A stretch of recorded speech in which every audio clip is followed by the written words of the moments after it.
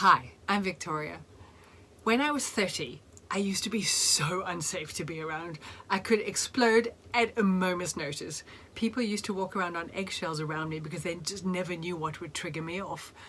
And it was horrible. I hated being like that. I didn't like the person that I was. It was just so unpredictable and so dramatic and so full of blah.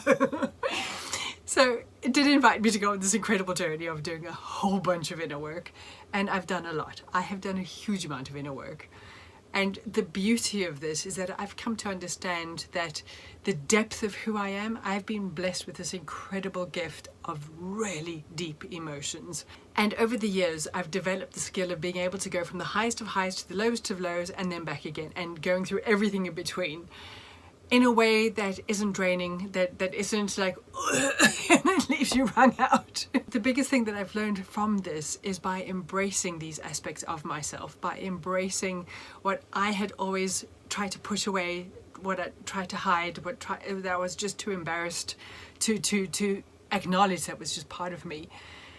The shadow aspects of myself, everything that triggered me, those really deep emotions. When somebody says you're too emotional, they're generally referring to the emotions that society conditions or has conditioned us to believe don't have a part to play in society, when in actual fact I've learned that these emotions play an incredibly important part in who we are and how we live. They are the most beautiful messengers for us. I've seen it especially with other really heart-centered people who are also deeply emotional, over emotional, or too sensitive, or too much, too big, too whatever, that there isn't a lot of room for us in society, in normal life, because we have this incredible depth of emotion.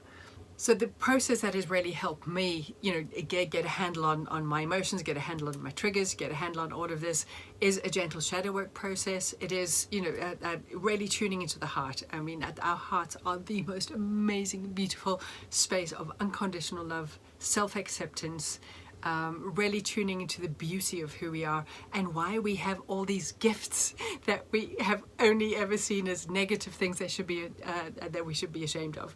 We don't have to be ashamed of any of this. We do have the opportunity to be able to learn how to use them in the way that they've been designed to be used.